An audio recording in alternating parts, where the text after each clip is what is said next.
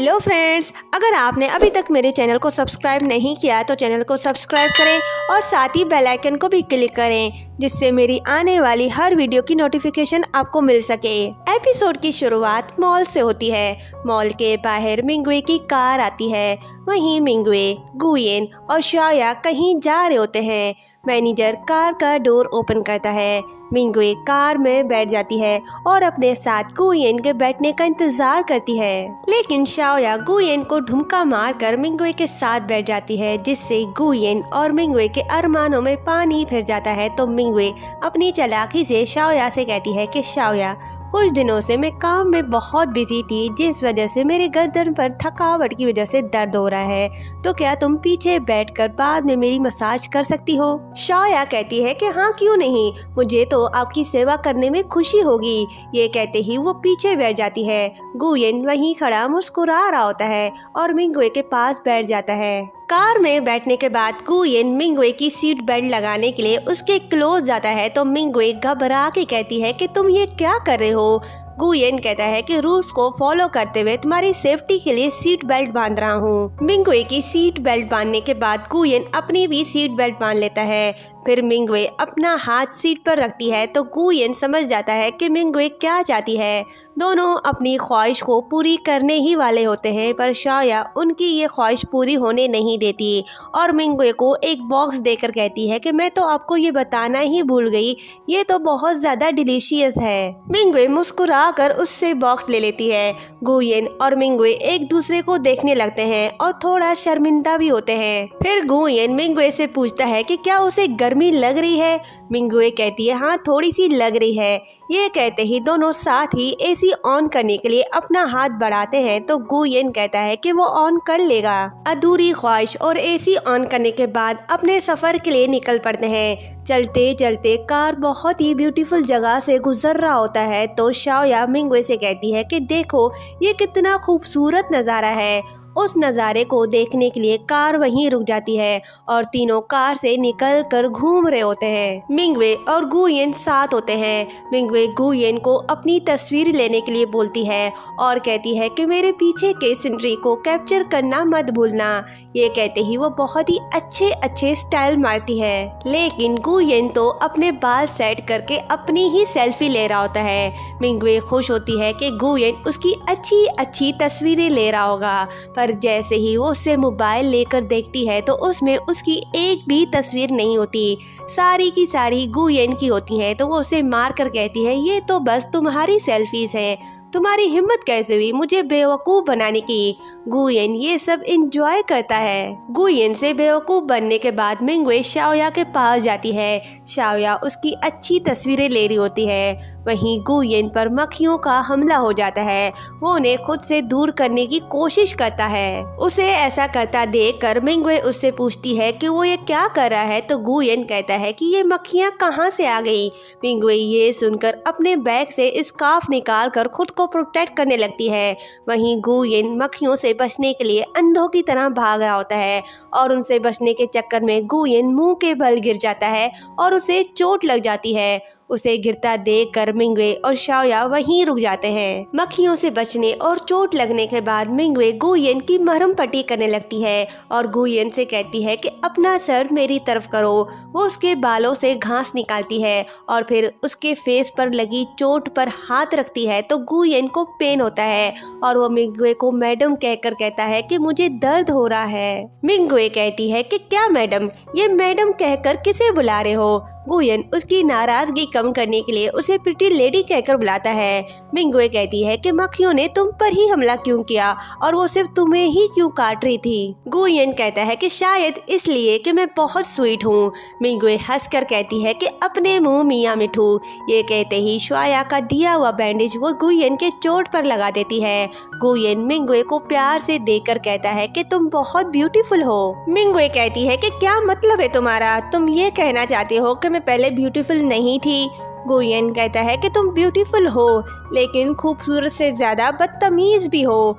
बेवकूफ लड़की तारीफ के साथ बुराई सुनकर शर्मा जाती है। शोया उन्हें देखकर मुस्कुरा रही होती है। फिर मिंगवे गुयेन से कैंडी खाने का पूछती है तो गुयेन मना कर देता है। शोया मिंगवे को कैंडी देती है। गुयेन कहता है कि मेरा कैंडी खाने का मन नहीं कर रहा तो मिंगवे चिल्लाकर कहती है कि तुम खाओगे कि नहीं। बेचारा गुयेन मिंगवे के सामने बेबस हो जाता है और मासूम बनकर उसकी तरफ देखता है। मिंगवे कैंडी निकाल कर गुयेन को मुंह खोलने का कहकर कैंडी उसके ही मुंह पर मारकर हंसने लगती है। गुयेन उसे फिर से खिलाने का कहता है और जैसे ही मिंगवे उसे खिलाने ही वाली होती है तो गुयेन उसका हाथ पकड़कर बड़े प्यार से खा लेता है। मिंगवे शर्मा जाती है। गुयेन उसे कहता है कि क्या तुम 24 घंटे मेरा ख्याल रखने के लिए तैयार हो। मिंगवे कहती है कि ये सोच है तुम्हारी। ये कहते ही वो चली जाती है। नेक्स्ट सीन होटल का दिखाया जाता है। गुयेन अपने कमरे से बाहर निकलकर मिंगवे के कमरे की तरफ जाकर दरवाजे से कान लगाकर कुछ सुनने की कोशिश करता है पर उसे मिंगवे की आवाज सुनाई नहीं देती। फिर वो दरवाजा खटखटाने ही वाला होता है पर रुक जाता है और जैसे ही वापस जा रहा होता है तो तभी मिंगवे की चीखने की आवाज आती है। गुयेन भागते हुए अपने कमरे के बाहर स्टाइल मारकर खड़ा हो जाता है ताकि मिंगवे को पता ना चले कि वो उसकी जासूसी कर रहा था। मिंगवे भागते हुए गुयेन के साथ चिपक जाती है। गुयेन उससे पूछता है कि क्या हुआ।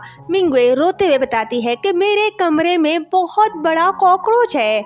उसे डरता देखकर गुयेन उसे शांत कर रहा होता है। उसके बाद दोनों उसी रूम में आते हैं। मिंगवे अपना शूज उठाकर गुयेन के मुंह के करीब ले जाती है तो गुयेन को उसके शूज से स्मेल आता है। मिंगवे उसे मारकर कहती है कि जल्दी उसे ढूंढो।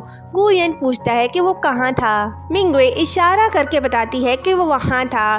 पता नहीं अब ये कहाँ गायब हो गया और डरते हुए कहती है कि अब ये मत कहना कि वो मेरे ब्लैंकेट के नीचे है। गुयेन उसे शांत होने का कहता है और आहिस्ता आहिस्ता करके आगे जा रहा होता है तो मिंगवे को कॉकरोच नजर आता है और गुयेन को बताती है कि मैंने देख लिया है। गुयेन पूछता है कि कहाँ, मुझे नजर नहीं आ रहा। मिंगवे कहती है कि बेड के नीचे, वो देखो कितना बड़ा है।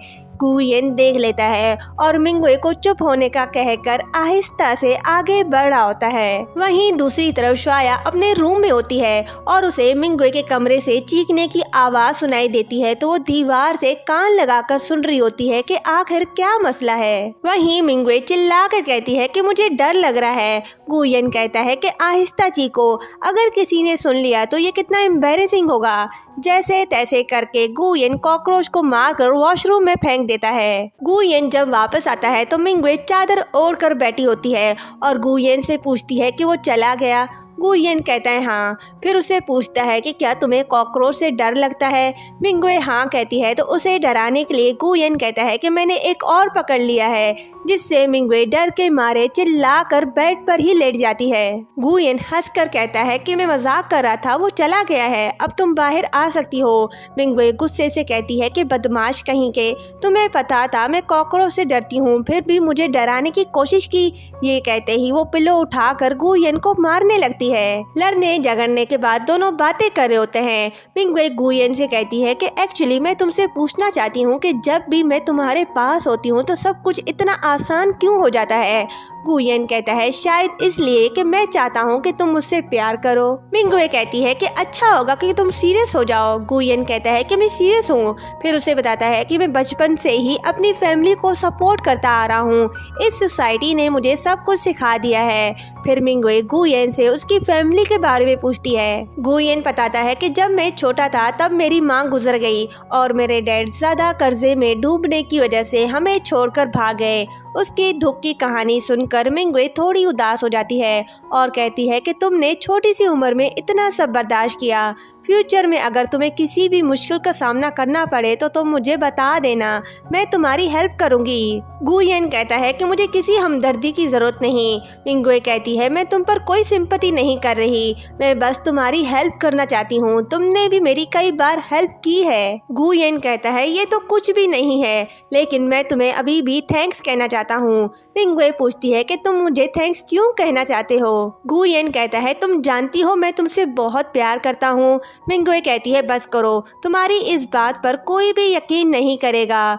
मुझे तुम प्यार में एक्सपर्ट लग रहे हो। चलो बताओ तुमने अब तक कितनी लड़कियों को धोखा दिया है। गुयेन कहता है क्या तुमने कभी ऐसे लड़के का सामना किया, एक ऐसे लड़के का जो तुम्हारे लिए इतना अच्छा हो कि तुम अपना सब कुछ उसे दे दो और तुम्हारे नज़रों में किसी और की कोई अहमियत ही ना हो। मिंगुए कहती है कि तुम कितनी चिकनी चुबड़ी बातें कर लेते हो। गुयेन कहता है कि आज मैंने तुम्हें कॉकरोच से बचाया तो इसलिए तुम मुझे कैसे थैंक्स बोलोगी। मिंगुए कहती है उसके लिए मैं तुम्हें ड्रिंक पिला सकती हूँ। गुयेन कहता है तुम मुझे ड्रिंक की ऑफर इसलिए तो नहीं दे रही कि मैं नशे में धुत होकर तुम्हारे साथ ही रहूँ। मिंगुए कहती है कि तुम ऐसा सोच भी कैसे सकते हो। और यहीं पर ये पार्ट एंड होता है।